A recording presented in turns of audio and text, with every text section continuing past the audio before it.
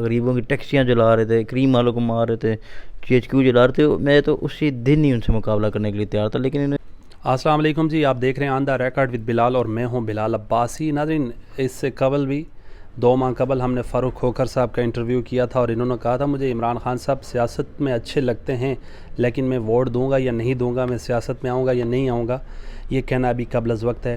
9 مئی کو جو واقعات ہوئے ہیں، پاک فوج کے جو اہم تنصیبات تھے وہاں پر حملہ کیا گیا، تو آج اس کی مذمت کے لیے فاروق کھوکھر نے ایک عظیم الشان اور ہزاروں کی تعداد میں لوگوں کو لے کر پریس کانفرنس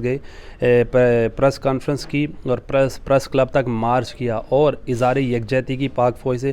انہوں نے یہ کہا کہ پاک فوج ہماری ریڈ لائن ہے، اگر کسی کی PTI ہے، کسی کی نون لیگ ہے اور کسی کی پیپلز پارٹی ہے، اگر آج کے بعد کوئی لوگ حملہ کرنے جائیں گے تو مجھے کراس کر کے جائیں گے۔ فاروق صاحب، بہت بہت شکریہ آپ کے وقت کا۔ مجھے یہ بتائیں کیسے ذہن میں خیال آیا آپ کے بارے میں؟ تو لوگ طرح طرح کی باتیں کرتے رہتے ہیں سر، تھوڑا آگے۔ السلام علیکم۔ خیال تو دیکھیں بچپن سے ہے، میرے کئی انٹرویوز ہیں، مجھے شوق ہے، ہر بندے کا اپنا شوق ہوتا ہے، ابھی بھی ہوتی ہے، تو مجھے پاکستان آرمی کا شوق تھا کیونکہ میرے فیملی کا تھوڑا بیک گراؤنڈ وہاں سے ہے۔ تو یہ تو ریڈ لائن ہے، یہ ہے، وہ گرین لائن ہے، یہ تو صرف باتیں کرتے ہیں نا۔ میری تو اوپن آواز ہے کہ دوبارہ یہ کہیں بھی مجھے کہیں کہ ہم نے وہاں آنا ہے، حملہ کرنا ہے، مجھے یہ اجازت دیں، تو اللہ کی قسم میں اپنے پہ پرچے لینے کے لیے بھی تیار ہوں، میں کسی سے مدد بھی نہیں مانگوں گا، اور میں ان کو روک لوں گا بہت پیچھے، وہاں پہ KFC والے چوک پہ، وہاں آگے تک نہیں آنے دیں گے، بے فکر رہیں، ہمارا ڈیرا۔ آپ کے ذہن میں خیال کیسے آیا؟ بہت کم لوگوں نے ریلی کی، لیکن آپ کے ساتھ جو سب لوگ تھے، لینڈ لارڈ اور بڑے بڑے آپ کے جو فین فالوئنگ کرنے والے ہیں، اور ایک دن کی کال پر ایسے کیسے اکٹھے ہو گئے سر؟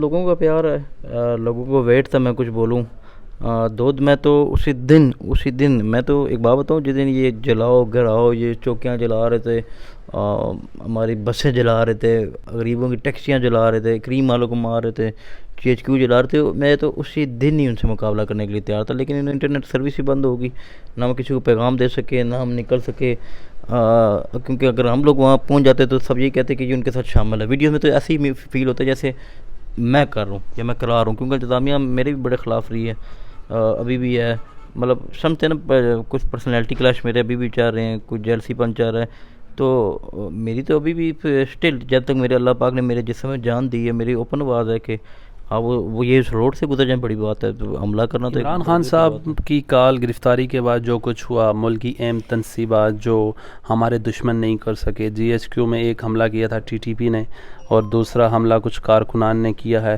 اس بارے میں آپ کیا کہتے ہیں؟ اور فوج نے بڑا تحمل مزاجی کا مظاہرہ کیا، ورنہ ان کے پاس each and everything ready ہوتی ہے ہر وقت۔ دیکھیں جی، GHQ کے اندر تو برا ایمونیشن ہے، وہاں پہ تو ہمارے پاک فوج کے جو نئے جوان ہیں وہ تیار ہوتے ہیں، اسلحہ موجود ہوتا ہے، ایک پتھر بندہ آیا جی، 200 بندہ آگے، 1000 آگے چلیں، پتھر سے ڈنڈوں سے، ان کا کیا مقابلہ ہے اسلحے سے؟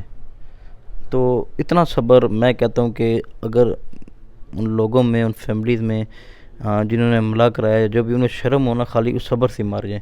یہ کیا جی کہ ایک گاڑی آرمی کی گزر رہی ہے، 200 بندہ ہے، اس کو ڈنڈا مارا، اللہ کی قسم پیچھے بیٹھا سپاہی، اس نے بھی فائر کرتا وہ بھاگ جاتا، وہ اپنی نسلوں میں دوبارہ واپس نہیں، اور ابھی بھی جو جیل جائیں گے یہ انشاءاللہ ان کی نسلیں بھی دوبارہ GHQ روڈ سے، صدر روڈ سے نہیں گزریں گی۔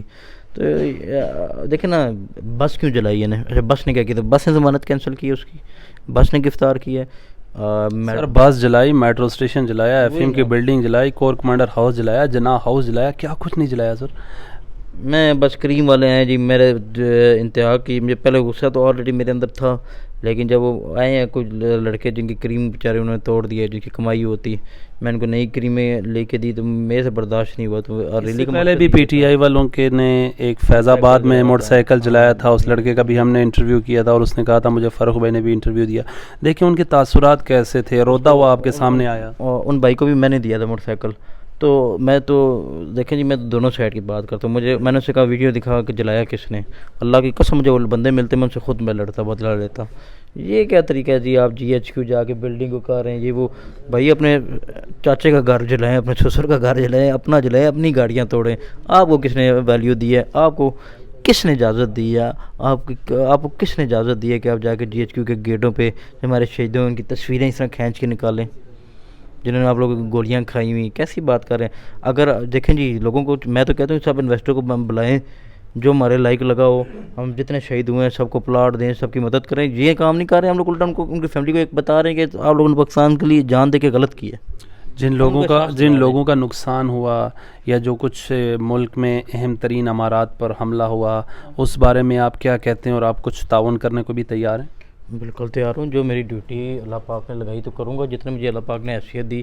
آپ دیکھیں نا، آپ نے ابھی خود ہی سوال کیا اتنی شارٹ ٹائم پہ لوگ کیوں آئے. شارٹ ٹائم پہ اس لیے ہے کہ جو میرے اللہ تعالیٰ، میں تو کبھی نہیں کہتا میں بہت بڑا ٹیکون ہوں، میں کوئی بہت بڑی بلا ہوں. جو اللہ پاک نے مجھے حیثیت و اوقات دی ہے تو میں لوگوں کی مدد کروں گا. مجھے وہ بتائیں کہ ان کا کیا نقصان ہوا اور اس کا ثبوت دیں. میں تو کہتا ہوں کہ تھوڑا ٹائم اجازت دیں. آپ کے انٹرویو کے ذریعے اللہ کرے آپ ہی کے سبب پیدا ہوں، مجھے بلائیں. میں سب انویسٹروں کو میرے بھی ڈیوٹی لگائیں اکٹھا کرنا. ملک ریاض صاحب کو بھی؟ ہاں، وہ تو ویسے بھی بہت مدد کرتے ہیں. بالکل ملک صاحب ہو گئے ہیں، میاں منشا ہو گیا ہے، کیل کریم ڈیڈی ہے، بہت بڑے ہمارے اور نام ہے پاکستان میں. اچھا مجھے یہ بتائیں، عمران خان صاحب پر جو یہ کیس بنا تھا جس میں گرفتاری ہوئی تھی، اس میں ملک ریاض صاحب کا آپ سمجھتے ہیں کوئی عمل دخل ہے یا عمران خان صاحب نے خود کو بچانے کے لیے یہ کچھ شو کیا؟ دیکھیں جی، کیس کے بارے میں ویسے میں آپ کے انٹرویو پہ کہتا ہوں مجھے زیادہ نہیں پتہ، کیس کی روٹین زیادہ نہیں پتہ کہ اس میں کیا ہے کیا نہیں. وہ تو جو جس نے غلطی کی وہ تو سامنے آئے گا. میں تو کہتا ہوں کہ جو انسان غلط کرے گا 6 مہینے سال 2 بعد بس سامنے آپ کے سامنے ایک ایک چیز آ جائے گی. اگر ملک صاحب نے کیا وہ بھی پیش ہوں گے، وہ بھی بتائیں گے. اب کوئی گرفتار ہونا کوئی اتنی بڑی بات تو نہیں تھی کہ جتنا بڑا انہوں نے مال کر لیا ہے. ان کے لیے وی آئی پی لوگوں کے لیے کیا گرفتاری ہے جی؟ مینا وجہ رہتا، اس کو وہاں بھی پروٹوکول ملتا، کبھی کیا ہوتا. تو غریب بندے کی جیل امیر بندے کے لیے کیا ہے؟ آپ نے 6 سال یا 7 سال قید کاٹی، جیل میں کوئی مشکل ہے؟ اور عمران خان صاحب کے لیے کیا مشکل ہوتی ہے اگر وہ جیل چلے جاتے ہیں آرام سے؟ 2-3 بار وہ حملہ کر چکے ہیں پولیس پر، اسٹیٹ کو ریٹیلیٹ کر چکے ہیں، ٹکر لے چکے ہیں ان سے. میں آپ جیل کا ریکارڈ چیک کرا لیں، تو مشکل نہیں ہے والنٹیز چیک کرنا. آپ کے بھی افسر دوست ہوں گے. مجھے 7 سال سزائے موت کی چکی میں رکھا گیا ہمارے، کیونکہ گورنمنٹ اینٹی تھی، کوئی سہولت نہیں تھی. اس ٹائم پانی کا بھی مسئلہ تھا، پانی کے مسئلے میں نے جا کے حل کرایا.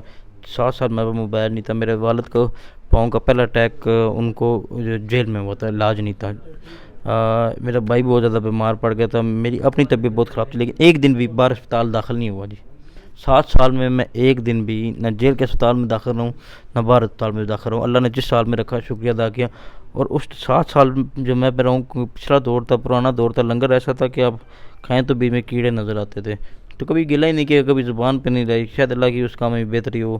اگر عمران خان جیل چلے جاتے مجھے نہیں لگتا ان کو کچھ ہونا تھا. وہ آرام سے رہتے اور بڑا لیڈر بن جاتے. عمران خان صاحب کا مستقبل کیا ہڈیالہ سمجھ رہے ہیں، اٹک قلعہ سمجھ رہے ہیں، لاہور والی جیل سمجھ رہے ہیں، یا وہ واپسی وزیر اعظم بن؟ تو اگر ان کو اریسٹ ہوتے ہیں کیسوں پہ ڈیپینڈ کرتا ہے. اگر ہمارے ملک میں حالات وقت بدلتے انہونیاں ہو جاتی ہے. میرے والد صاحب کہتے ہیں انہونیاں بہت ہوتی ہیں ادھر. اگر ہوا تو اٹک قلعے سے نہیں رکھیں گے ان کو، پنی جیل ہی رکھیں گے، کیونکہ سب سے سیف ایشیا کی جیل وہ ہے. مطلب میرے خیال میں تو اگر اریسٹ ہوتے ہیں تو ان کو وہاں اریسٹ ہو بھی گئے، اتنا کیا وہ حال ہوگا جی؟ خدا نہ خواستہ کیا دنیا رک گئی ہے؟ کچھ بھی نہیں ہوتا. اب آپ بارڈر بن گئے ہیں، اگر کوئی لوگ ہماری اہم تنصیبات کی طرف حملہ کرتے ہیں تو پہلے آپ کے اوپر سے گزر کے جانا پڑے گا، یہی پیغام ہے آپ کا؟ میرے پاس سے بھی نہیں گزرتا جی، اوپر سے کیا گزرنا ہے. تو مجھے اجازت دیں تو آپ دیکھیں نا، لائیو دیکھیں نا. تو میں بار بار نہیں کہوں گا، لوگ کہیں گے ڈائلاگ مارتا ہے. جب موقع آئے تو دیکھیں گے انشاءاللہ.